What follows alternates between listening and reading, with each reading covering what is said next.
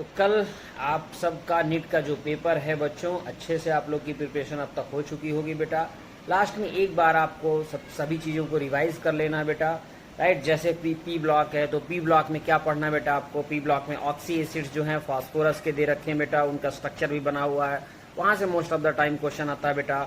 Nitrogen में जो question आएगा, नाइट्रोजन के ऑक्साइड से ब्राउन कलर गैस जैसे पूछता है बेटा, NO2 का, वहाँ से क्वेश्चन आता है बेटा। और एनसीईआरटी में लास्ट पेज में पी ब्लॉक में जो दे रखा बेटा, HCF2, HCF4, HCF6 के स्ट्रक्चर दे रखे बेटा, और उनका वाटर के साथ रिएक्शन दे रखा बेटा, वो एक बार आपको अच्छे से देख लेना है। वहाँ से बहुत बार क्वेश्चन आया हुआ है बेटा, ठीक है ना।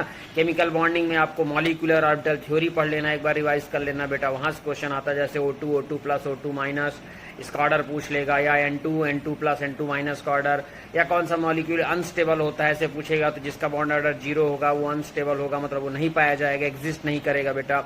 इस टाइप का क्वेश्चन भी पूछा जाता है, ठीक है ना, हीलियम से रिलेटेड। ओके, और हाइड्रोजन बॉन्डिंग, केमिकल बॉन्डिंग में क्वेश्चन पूछा जा सकता है वहाँ से बेटा। और केमिकल बॉन्डिंग में ऑर्थोनाइट्रोफिनॉल, मेटानाइट्रोफिनॉल, पैरानाइट्रोफिनॉल, इससे रिलेटेड क्वेश्चन पूछा जा सकता है बेटा। और उसमें क्वेश्चन कहाँ से आ सकता है, VSEPR थ्योरी से क्वेश्चन आता है बेटा, मतलब स्ट्रक्चर से रिलेटेड, ठीक है ना, वो क्वेश्चन हो गया, ठीक है। फजांस रूल इसमें इंपॉर्टेंट है बेटा, वो पढ़ लीजिएगा। केमिकल इक्विलिब्रिया, आयनिक इक्विलिब्रिया की अगर बात करें बेटा, तो जो साल्ट का हाइड्रोलिसिस है, pH वगैरह के फार्मूले, वहाँ से क्वेश्चन आता है। KSP, राइट, KSP से क्वेश्चन बहुत बार पूछा जाता है बेटा, उसे अच्छे से पढ़ लीजिएगा। बफर सॉल्यूशन से भी क्वेश्चन आ जाता है बेटा, ठीक है। तो ये हो गया। उसमें केमिकल काइनेटिक्स की अगर बात करें बेटा, तो केमिकल काइनेटिक्स में 0 ऑर्डर और फर्स्ट ऑर्डर, उसके हाफ लाइफ वगैरह से क्वेश्चन, ठीक है ना, यहाँ से भी क्वेश्चन आता है बेटा, बहुत बार पूछा गया है।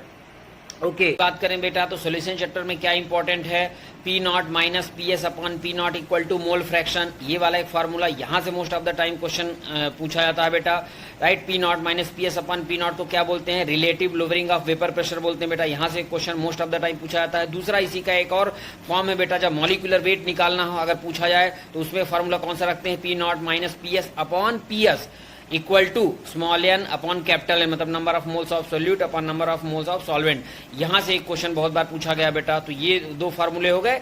और नेक्स्ट इसके बाद अगर सॉल्यूशन से कहीं क्वेश्चन आता है तो वो है वांट हाफ फैक्टर बेटा, वो इंपॉर्टेंट है, वहां से बहुत बहुत बहुत बार क्वेश्चन पूछा जाता है, वहां से एक question most of the time पूछा जाता है बेटा। वांट हाफ फैक्टर मतलब कॉलिगेटिव प्रॉपर्टी की जो चारों कॉलिगेटिव प्रॉपर्टी होती है बेटा, पहली जो कॉलिगेटिव प्रॉपर्टी है relative lowering of vapour pressure, दूसरा एलिवेशन इन बॉइलिंग पॉइंट, तीसरा जो कॉलिगेटिव प्रॉपर्टी है बेटा वो डिप्रेशन इन फ्रीजिंग पॉइंट, और लास्ट जो कॉलिगेटिव प्रॉपर्टी बेटा ऑस्मोटिक प्रेशर।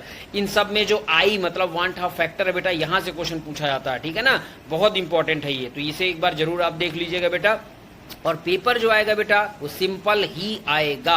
लास्ट ईयर का भी पेपर सिंपल आया था बेटा नीट का, इस बार भी पेपर सिंपल ही रहने वाला है, राइट। तो आप सिंपल पेपर तो रहेगा बेटा, बट आप क्या करोगे, ध्यान रखोगे कि छोटी छोटी मिस्टेक ना होने पाए, छोटी छोटी मिस्टेक से आपको बचना है बेटा। ओके, कंपाउंड की अगर अपन बात करें बेटा तो कोऑर्डिनेशन कंपाउंड भी बहुत बहुत बहुत ज्यादा इंपॉर्टेंट है। मिनिमम 3 क्वेश्चन तो पूछे ही जाते हैं बेटा नीट में, मोस्ट ऑफ द टाइम आए हैं, लास्ट ईयर भी आया था बेटा, इस बार भी आएगा। बहुत इंपॉर्टेंट कोऑर्डिनेशन कंपाउंड, तो कोऑर्डिनेशन कंपाउंड को जरूर आप अच्छे से पढ़ के जाइएगा। कहाँ कहाँ से क्वेश्चन आते हैं बेटा कोऑर्डिनेशन कंपाउंड के, एक तो आइसोमेरिज्म का एक क्वेश्चन आना ही आना है बेटा। तो आइसोमेरिज्म में ज्यादातर, आइसोमेरिज्म में कौन सा, एक तो फेक एंडमर आइसोमर पढ़ाई होगा आपने, M A3B3 टाइप जो कोऑर्डिनेशन कॉम्प्लेक्स होता है वो देता बेटा। एक देता है MABCD जो टोटल 3 आइसोमर बनाता है बेटा, वहां से बहुत बार क्वेश्चन पूछा गया है। जियोमेट्रिकल ऑप्टिकल का एक क्वेश्चन आइसोमेरिज्म में कोऑर्डिनेशन में पूछा जा सकता है बेटा। एक कोई ना कोई कॉम्प्लेक्स दे देगा, उसके हाइब्रिडाइजेशन से रिलेटेड क्वेश्चन आपसे पूछ लेगा कोऑर्डिनेशन कंपाउंड में बेटा। दूसरा या तो वर्नर्स थ्योरी से क्वेश्चन दे देगा बेटा आपको इसमें, या फिर इसमें और क्या दे सकता है बेटा, लास्ट में जो बातें हैं स्टेबिलिटी वगैरह से रिलेटेड जो कोऑर्डिनेशन कंपाउंड में है वहां से क्वेश्चन पूछा जा सकता है बेटा। तो कोऑर्डिनेशन कंपाउंड बहुत इंपॉर्टेंट, उसे एक बार जरूर आप रिवाइज करके जाइएगा बेटा, ठीक है ना। और ऐसे अगर ऑर्गेनिक में बात करें बेटा तो ऑर्गेनिक में भी आपको तो वैसे भी मैंने मैसेज किया बेटा कि ऑर्गेनिक में कौन कौन सी रिएक्शन इंपॉर्टेंट हैं, वो नेम्ड रिएक्शन सबका नेम लिख करके मैंने आपको ग्रुप में, अपने क्रैश कोर्स वाले ग्रुप में ऑलरेडी मैसेज किया बेटा, राइट। टॉलेंस रीजन पढ़ लेना एक बार, टॉलेंस रीजन का क्वेश्चन बहुत बार पूछा जाता है बेटा। ब्रोमिनेशन ऑफ फिनॉल जो है बेटा, ब्रोमिनेशन ऑफ फिनॉल का भी क्वेश्चन बहुत बार पूछा जाता है बेटा। ब्रोमिनेशन ऑफ फिनॉल में H2O वाटर के साथ और CH2 के साथ भी है रिएक्शन, ये एक बार देख लीजिएगा बेटा। एनिलीन का जो इलेक्ट्रोफिलिक सब्स्टिट्यूशन रिएक्शन है वो वाला पेज बड़ा इंपॉर्टेंट है बेटा। एनिलीन का ब्रोमिनेशन वाला क्वेश्चन, एनिलीन का सल्फोनेशन, एनिलीन का नाइट्रेशन, ये जरूर एक बार पढ़ लीजिएगा। कपलिंग रिएक्शन एक बार पढ़ लीजिएगा बेटा आप लोग, ठीक है ना। ओके, बायोमोलिक्यूल में जो आपको मैंने ट्रिक सिखाई थी वो पढ़ लीजिएगा एक बार। पॉलीमर की अगर बात करते हैं बेटा, तो पॉलीमर में आप नायलॉन 6 और नायलॉन 6 एक बार पढ़ लीजिएगा बेटा, ठीक है ना। ओके, ये हो गया। और रबर के बारे में पढ़ लीजिएगा पॉलीमर में बेटा, ठीक है। और इसके बाद एल्डिहाइड कीटोन वाले चैप्टर में aldol reaction, haloform reaction, Cannizzaro reaction, ठीक है, ये इंपॉर्टेंट है। क्लीमेंसल रिएक्शन, वुल्फ किस्नर रिएक्शन, ये इंपॉर्टेंट है बेटा। और जो अमोनिया डेरिवेटिव का एक चार्ट बना हुआ है बेटा जिसमें डीएनपी वगैरह है, राइट, ये बड़ा इंपॉर्टेंट है बेटा, उसमें उसे एक बार रिवाइज कर लीजिएगा, ठीक है।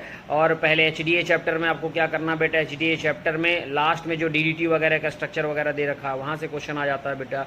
तो ये सारी चीज़ें हैं बेटा, एक बार अच्छे से रिवीजन कर लीजिए बेटा। और पेपर एकदम रिलैक्स होके आपको देना है, जरा सा भी घबराना नहीं बेटा आपको, ठीक है ना, बिल्कुल रिलैक्स होके। अगर किसी बच्चे के, ध्यान सुनिएगा जो मैं बोल रहा हूँ, अगर किसी बच्चे के जैसे ही पेपर मिला, अगर स्टार्टिंग के 1-2 क्वेश्चन अगर किसी बच्चे के गलत भी होते हैं, तब भी आपको पेपर में जरा सा भी घबराना नहीं है।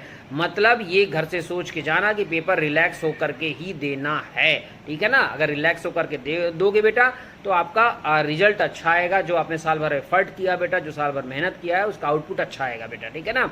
ओके, तो अच्छे से पढ़िएगा बेटा, ठीक है ना। चलिए बेटा, आप सबको मेरी तरफ से ऑल द बेस्ट बेटा, बहुत अच्छे से पेपर दीजिएगा, ठीक है। थैंक यू बच्चों।